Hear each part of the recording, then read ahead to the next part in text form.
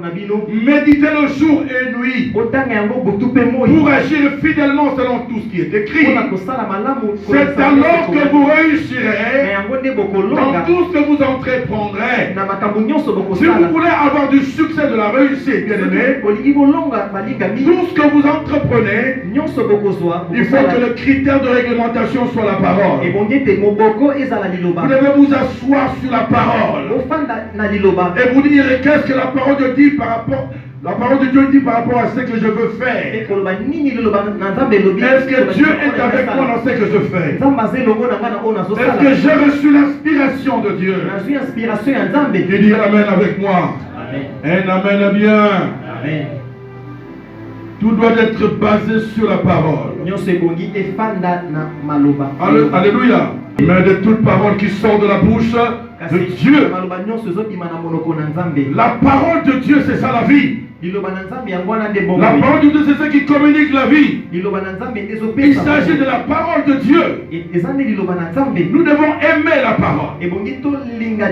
Je suis dans mon introduction. Nous devons aimer la parole. Nous devons être réceptifs à la parole. Être ouverts à la parole. Alléluia. Amen. Nous devons aimer écouter la parole. Et nous devons étudier la parole. La Bible dit que mon peuple est en train de périr parce que lui manque la connaissance. La connaissance vient lorsque nous sommes ouverts à la parole. La connaissance vient lorsque nous étudions la parole. Lorsque nous méditons la parole. Mais la tragédie du christianisme en ce temps de la fin, nombre de chrétiens bien-aimés n'ouvrent la Bible qu'à l'église. Ils ne méditent la parole de Dieu que lorsqu'ils sont à l'église. Lorsque le serviteur dit ouvrons nos Bibles, à ce moment-là qu'ils se rendent compte qu'il y a une Bible. Il y en a même qui n'ont pas de Bible. Alléluia. Oh, gloire soit mon Dieu à Dieu notre Père. Alléluia. L'homme ne vivra pas seulement le pain, mais de toute parole qui sort de la bouche de Dieu. Nous devons aimer la parole. Être réceptif à la parole. C'est ça qui doit être l'un des piliers de notre vie chrétienne. L'un des piliers de notre vie chrétienne. Être réceptif à la parole. Étudier la parole. Écouter la parole. Être ouvert à la parole.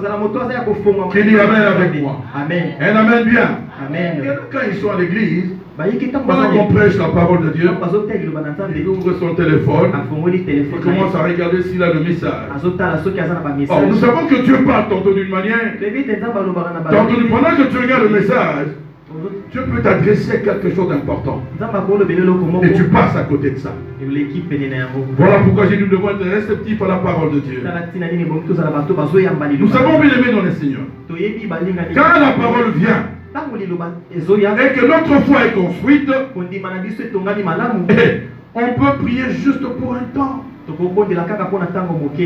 la parole de Dieu vient, et elle trouve que notre foi est construite, nous n'avons pas besoin de passer beaucoup de temps ou de dire beaucoup de choses dans nos prières. Nous n'avons pas besoin que notre prière est exaucée.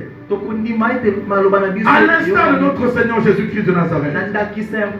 Je trouve dans le livre de Jean chapitre 11, du 41e verset au 43e verset. 41 dit, ils ôtèrent donc la pierre. Là où il y avait Lazare. Et Jésus leva les yeux en haut et dit,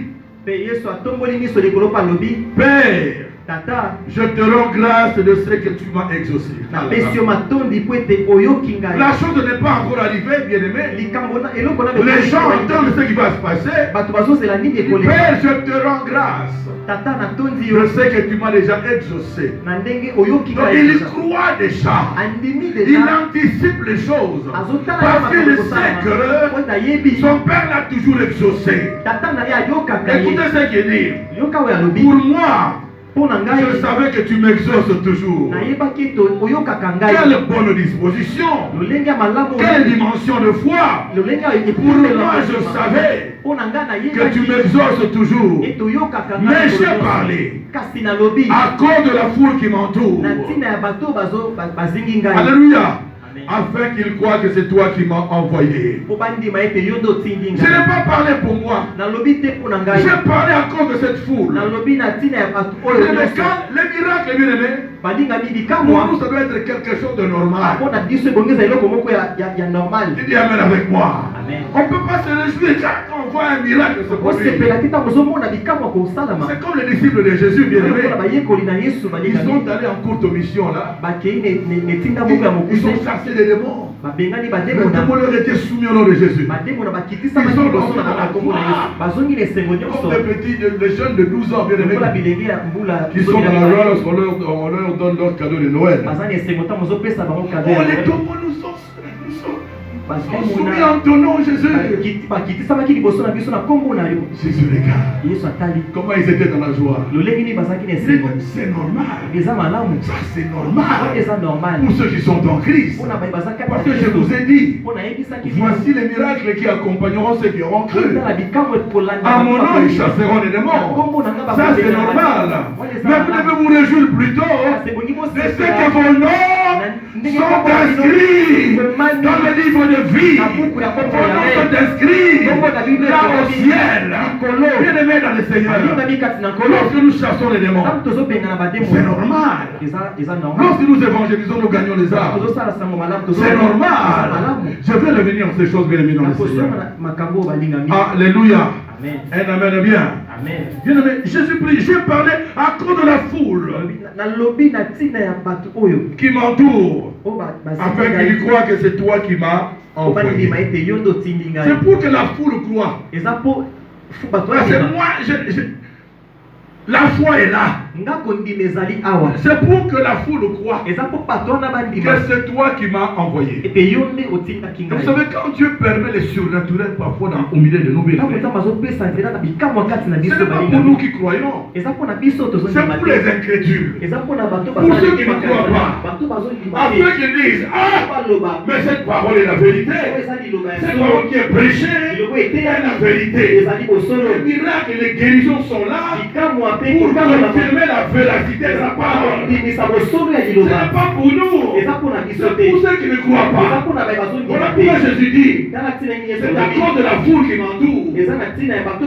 Afin qu'ils les sachent. C'est pour qu'ils croient que c'est toi qui m'as envoyé. Écoutez, ayant dit cela, ayant dit cela, il cria à haute voix. Il cria d'une voix forte. Lazare sort. Alléluia. Il a dit Lazare sort. Lorsque la parole est là et que notre foi est construite, nous n'avons pas besoin de multiplier beaucoup de paroles. Parce que les gens pensent qu'à force de multiplier beaucoup de paroles, notre prière sera exaucée. Notre prière est exaucée lorsque Dieu trouve son compte.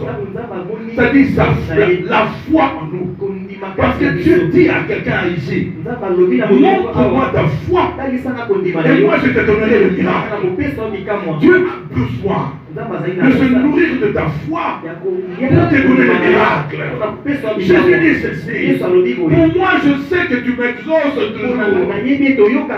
Je crois déjà que ce que je peux te demander, je le ferai s'accomplir. Et je te rends déjà grâce. Il remercie Dieu. Alléluia. Amen. Bien-aimé, parfois nous n'avons pas besoin de multiplier beaucoup de paroles. Lorsque nous savons que nous sommes en Christ, lorsque nous prenons conscience de notre nouvelle position en Jésus-Christ,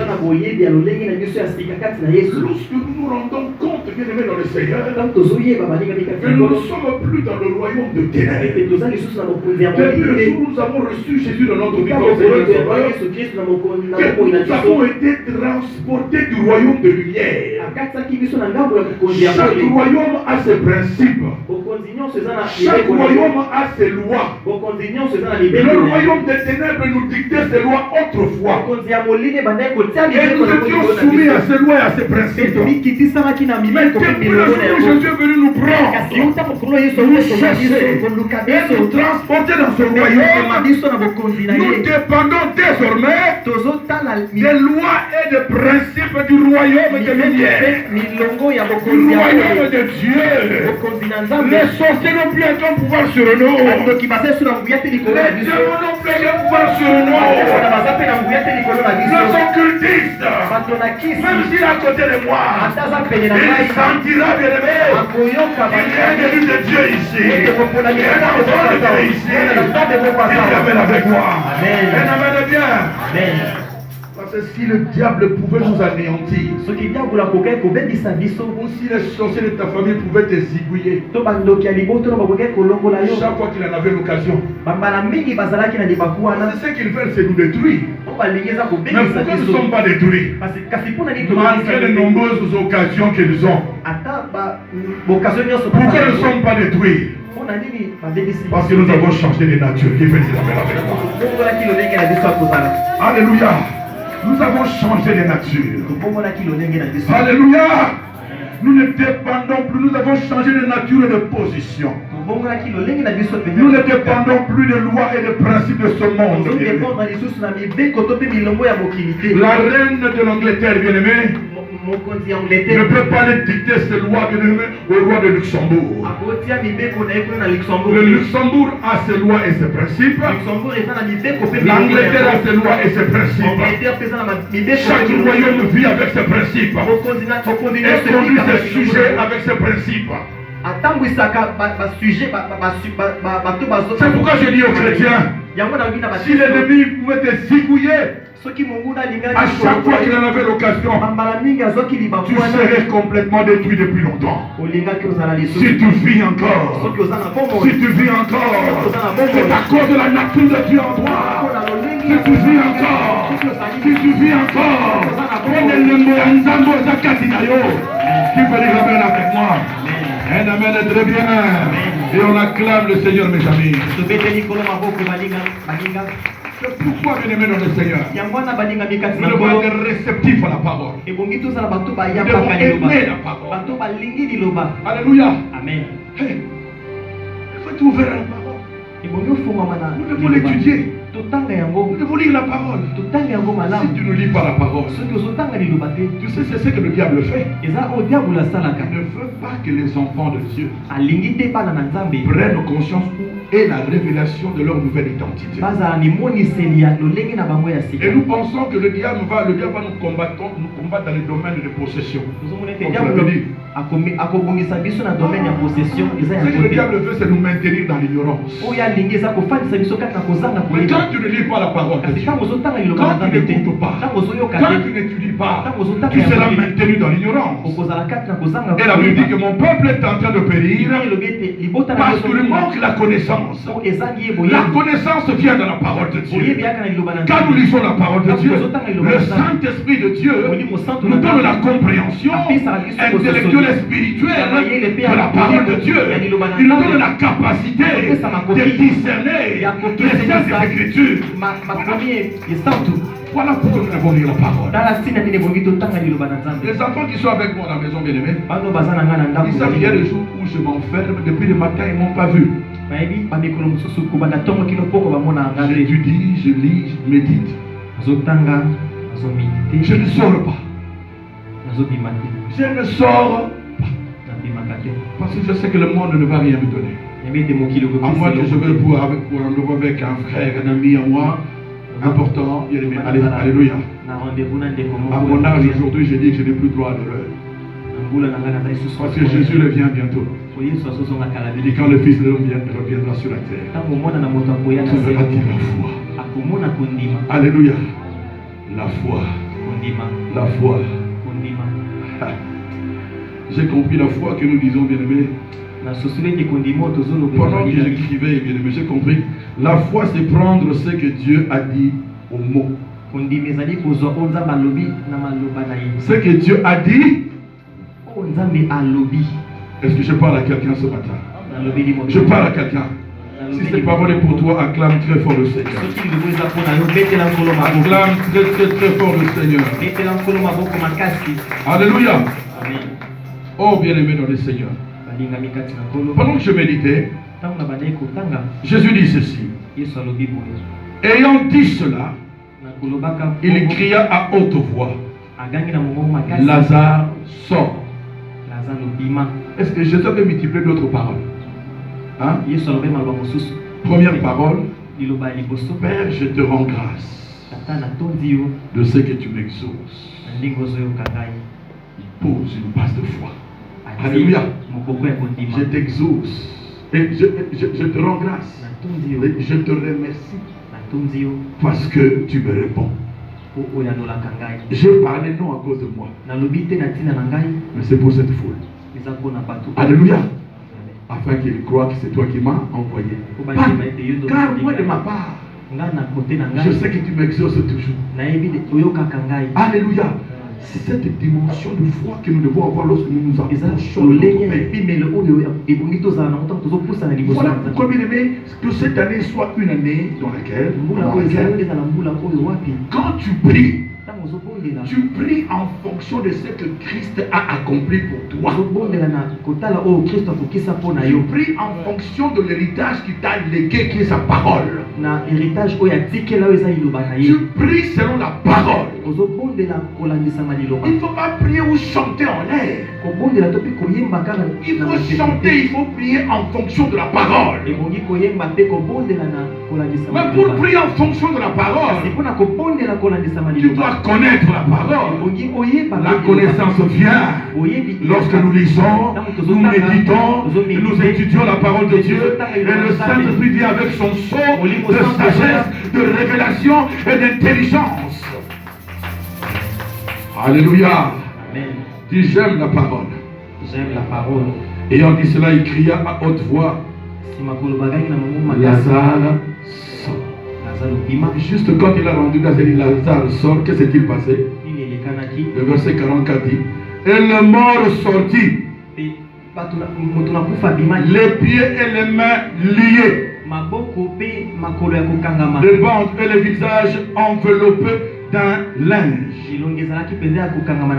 Jésus leur dit, déliez-le et laissez-les aller. Alléluia. Est-ce qu'il a fait une longue prière? Est-ce qu'il a jeûné?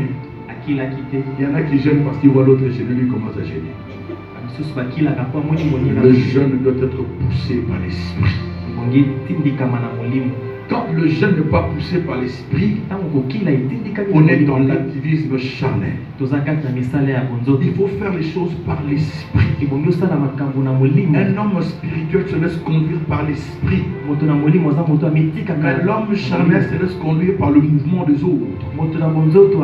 Et tu es en train de jeûner? Oh, oui. Pourquoi? Non, mais parce que moi j'ai senti qu'il faut que je jeûne. Moi aussi je jeûne. Alléluia. On ne fait pas des choses comme ça. Quelqu'un dit amen. Dans cette année 2022, que la parole de Dieu soit assise dans nos cœurs. Dis avec moi, j'ouvre mon cœur. Pour que la parole de Dieu puisse s'asseoir, sur le trône de mon cœur, au nom de Jésus-Christ de Nazareth. Quand la parole de Dieu est assise dans nos cœurs, c'est assise dans nos cœurs, bien-aimés. Bien-aimés, là on agit selon la parole. On agit plus selon notre intelligence, selon nos projets, bien-aimés. Mais on agit selon Dieu. Et lorsqu'on ouvre la bouche, bien aimé, on ne dit plus n'importe quoi.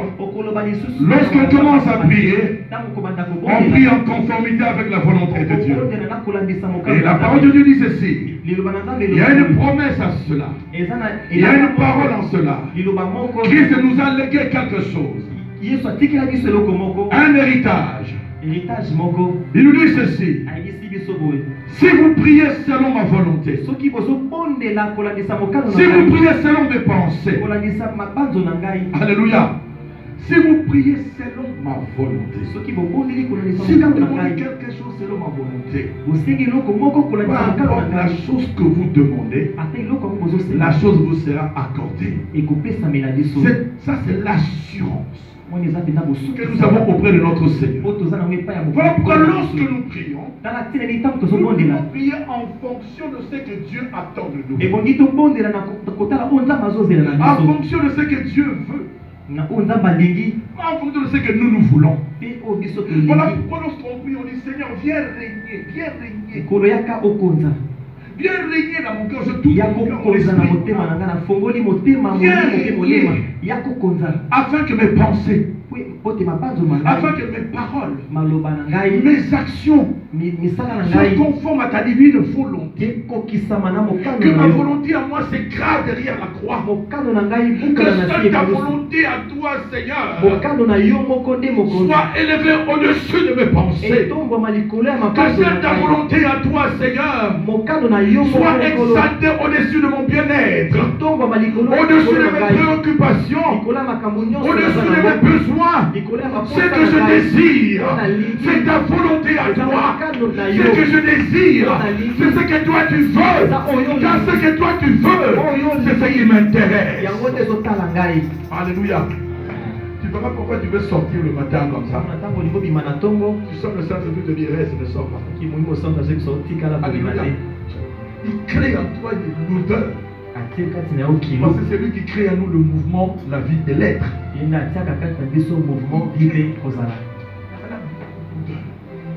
Toi qui es spirituel, quand tu reste tranquille. Alléluia.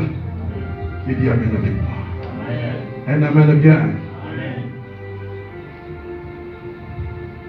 Cette année, bien aimé, prie en fonction de ce que Christ a fait pour toi. Nous allons prier et confesser ce qu'il a fait pour nous. Nous appuyer sur ce qu'il a dit. Nous appuyer sur ce qu'il a promis. Quand je suis devant une adversité quelconque, je prie en fonction de ce qu'il a promis, en fonction de ce qu'il dit pour moi. Christ dit ceci: je peux me retrouver devant une attaque démoniaque. Ça peut arriver parce que la Bible dit on nous fera la guerre. Il y aura la guerre. Alléluia. Mais ce qui est important, ce n'est pas la guerre. C'est ce que Christ dit après. C'est ce que la parole de Dieu dit après. On nous fera la guerre, mais on ne nous vaincra pas. Le mais annule toutes les conséquences de la guerre. Qui veut dire amen avec moi? Toutes les conséquences négatives de la guerre. On peut me combattre, on peut me créer des problèmes, mais ce qui est important, Dieu me dit, on ne me vaincra pas parce qu'il est avec moi. Il est avec moi. Un amen bien. Un amen bien. Regarde, tu serais déjà cigouillé depuis longtemps. Tu serais déjà détruit. Combien de fois les gens ont cherché à t'anéantir? Combien de fois l'ennemi a cherché à t'humilier, à te réduire en silence? Mais il y a toujours l'intervention de Dieu. Bien-aimé, j'avais dit le dimanche passé, bien-aimé, quand Lazare avait cette détermination de vouloir voir Dieu, quand il a vu Jésus, les choses pouvaient s'arrêter là. Parce que c'était tout ce qu'il voulait. Bien aimé, mais quand il a vu Jésus, les choses ne se sont pas arrêtées là.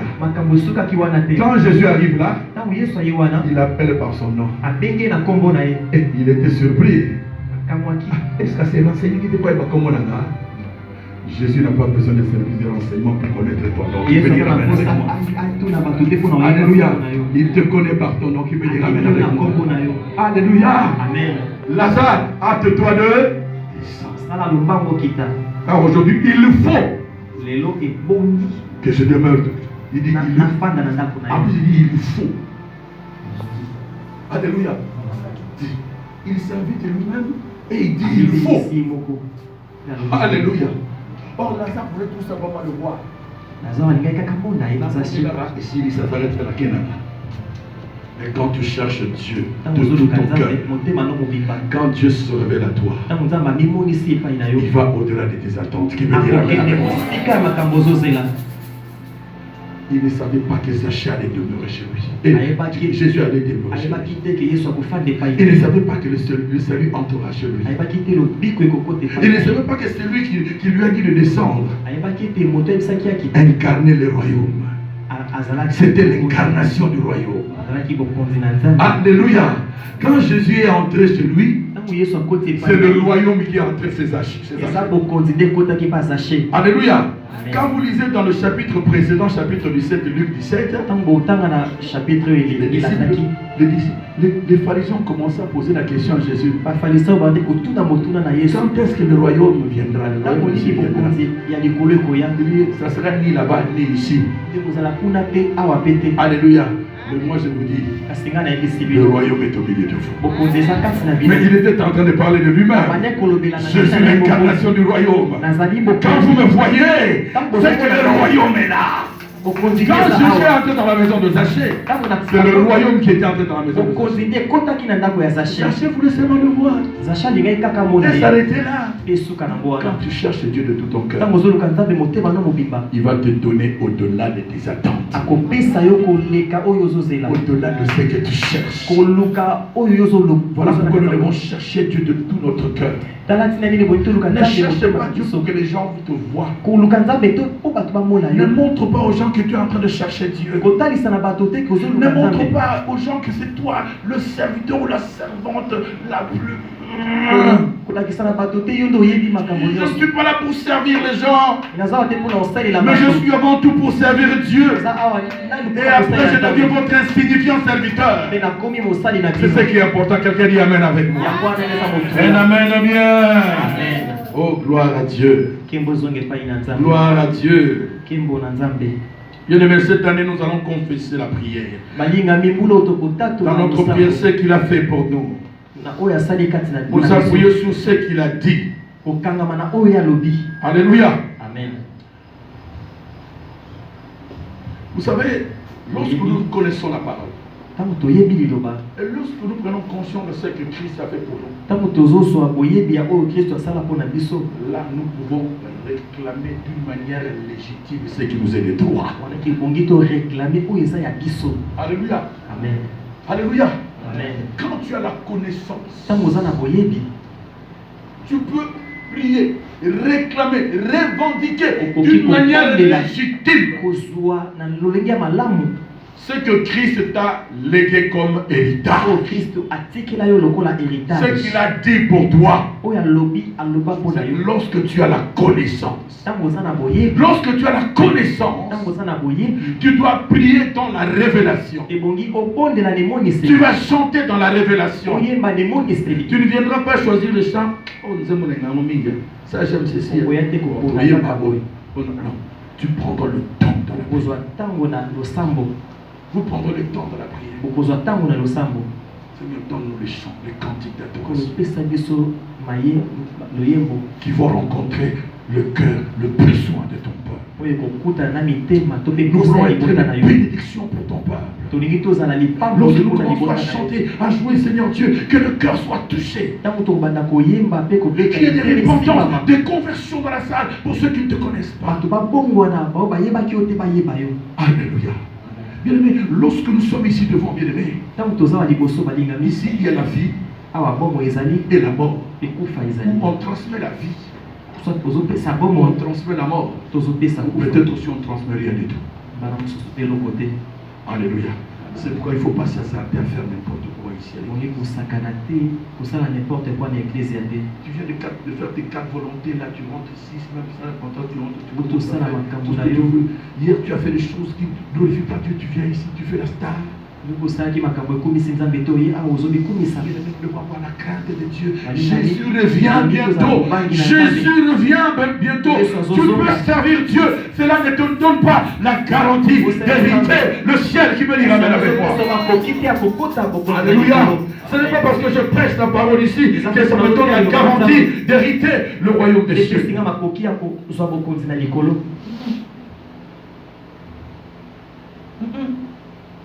Venir à l'église, avoir une carte de membre, dire que je suis membre de la MIPA, ceci ne nous donne pas la garantie d'entrer au ciel. Alléluia. Jésus revient bientôt. Jésus revient bientôt. Chaque fois que tu viens, tu rentres en ces lieux, bien-aimé. Lorsque nous nous assemblons ici, bien-aimé, rien que vient de voir ton frère et ta soeur, il faut que ça réveille ta conscience sur le retour de Jésus. Que Jésus revient bientôt.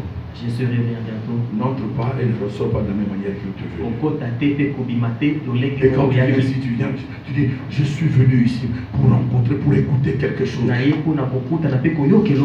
Quelqu'un dit Amen avec moi. Amen. Un Amen bien. Amen. Bien-aimé, c'est Jésus qui nous a rendus capables. Nous n'étions pas qualifiés. Nous étions les incapables selon Colossiens chapitre 1er. Alléluia. Amen. Celui qui nous a rendus capables. Nous n'avions pas de profil. On ne répondait pas aux critères. Mais il est venu nous prendre. Il n'a pas tenu compte de notre CV. De son curriculum vitae. Il n'a pas tenu compte de ça. Il n'a pas tenu compte de ton niveau. Mais il est venu te chercher. Il est venu me chercher, toi et moi. Alléluia. Et il nous a transportés dans son royaume.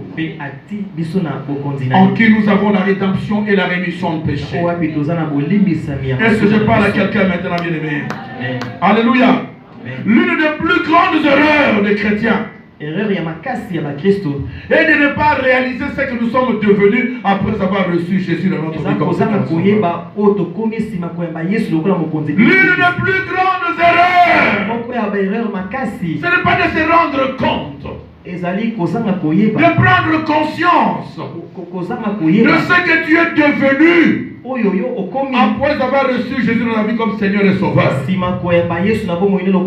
matin, bien-aimé, je ne voudrais pas que nous restions dans cette petite compréhension du salut. Je suis sauvé, je suis sauvé. Je voudrais que nous puissions un peu, nous poussions un peu notre réflexion, notre compréhension plus loin de ce que nous sommes devenus après avoir reçu Jésus dans notre vie comme Seigneur et Sauveur. Il y en a, je suis sauvé. Je suis enfant de Dieu. Oui, nous sommes enfants de Dieu. Nous sommes sauvés. Oui, nous sommes sauvés. Nous sommes co-héritiers de Christ. Oui. Héritiers de Dieu. Oui, nous le sommes. Mais nous devons aller au-delà de ça. Au-delà de ça. Est-ce que je parle à quelqu'un ce matin? Ne nous limitons pas à notre petite compréhension du salut. Il est venu, il est mort à cause de l'ignorance et le manque de foi, le manque de prise de conscience de leur nouveau statut. Alléluia. Il faut prendre conscience de ce nouveau statut, de sa nouvelle position en Christ. Et je dis à quelqu'un, même si tu as échoué, alléluia, il y en a qui échouent et qui abandonnent. Mais je te dis que Jésus t'a déclaré vainqueur. Même si tu as échoué, même si tu as échoué, bien-aimé, Dieu t'a rendu capable de réussir. Dis Amen avec moi.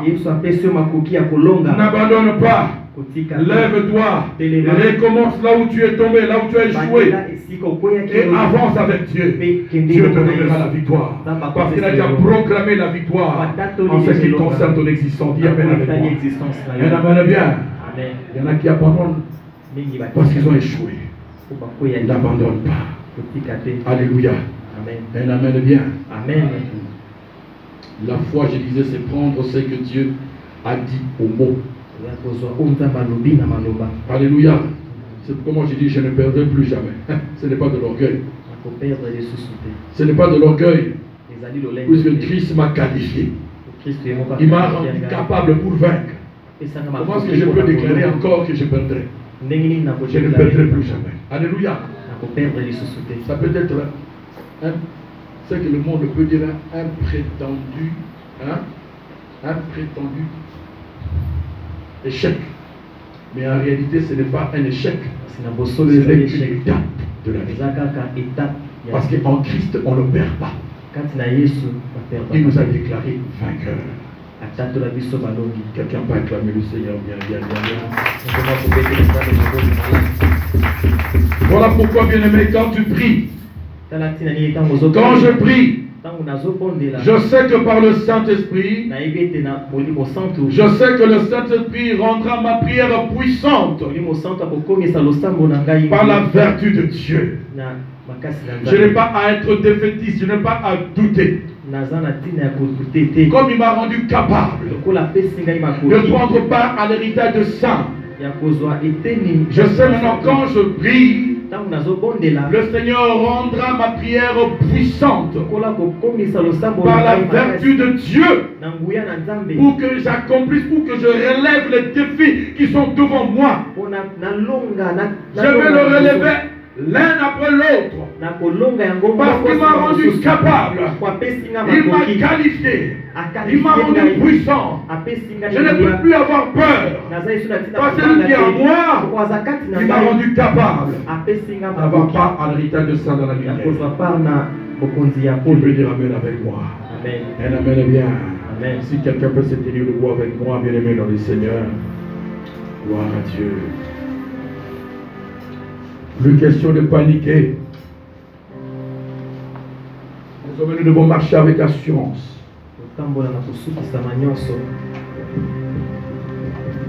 Parce que c'est lui qui nous a rendus capables. Par la vertu de Dieu, au nom de Jésus-Christ.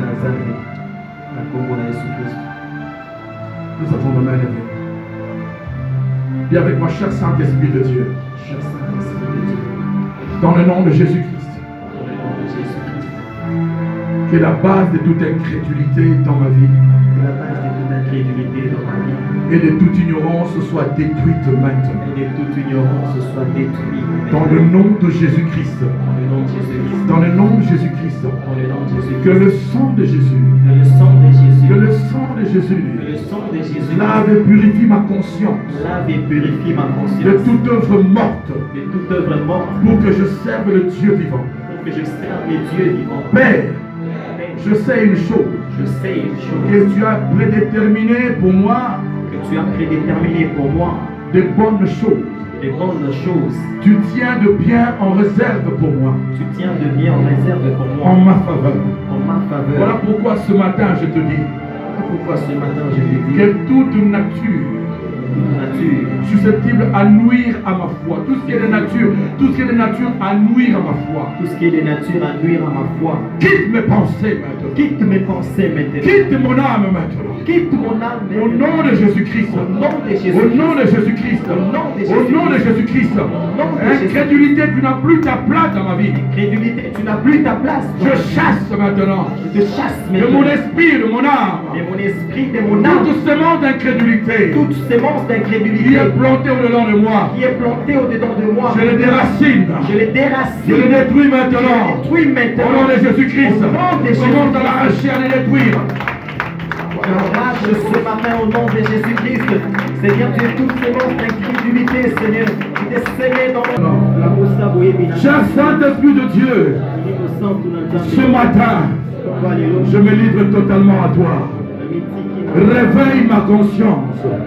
Réveille ma conscience pour que je puisse avoir la compréhension intellectuelle et spirituelle de ma nouvelle identité en Jésus-Christ.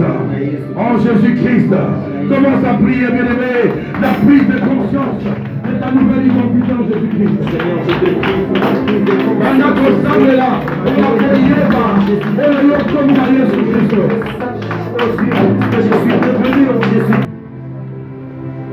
besoin d'interpréter. Car si le sang de bouc et de taureau et la cendre d'une génisse qu'on répand sur ceux qui sont souillés, les sanctifie de manière à purifier la chair. Combien plus le sang de Christ, qui par l'Esprit éternel s'est offert lui-même sans tâche à Dieu, purifiera-t-il notre conscience des œuvres mortes pour que nous servions le Dieu vivant? Tu vas dire après moi, Père, par ton Esprit éternel, que le sang de Jésus, que le sang de Jésus purifie ma conscience, purifie ma conscience de toute œuvre morte pour que je serve le Dieu vivant. Au nom de Jésus-Christ, à le plus bien-aimé que le sang de Jésus purifie ta conscience. Dans le nom puissant de Jésus-Christ de Nazareth, Seigneur, sur base de ce que nous venons de lire dans ta parole, je prie que le sang de Jésus-Christ purifie, Seigneur Dieu, ma conscience de toute œuvre morte, de tout ce qui ne te glorifie pas. Seigneur, je te prie la purification de notre conscience, le sang de Jésus-Christ, le sang de Jésus, purifie ma conscience de toute œuvre morte par le sang de Jésus, sanctifie ma vie, le sang de Jésus-Christ,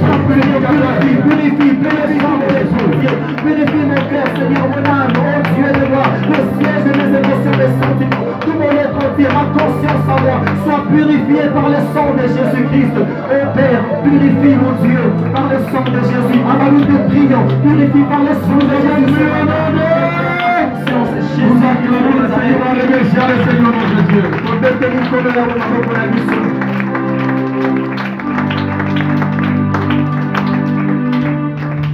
Ce qui est important, c'est d'agir en fonction de ce que Christ a fait pour nous.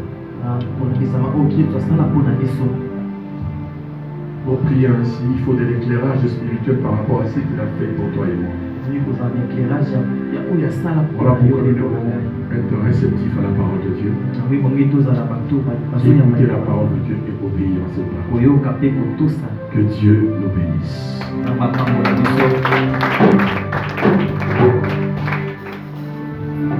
Sans plus tarder, je donne le communiqué.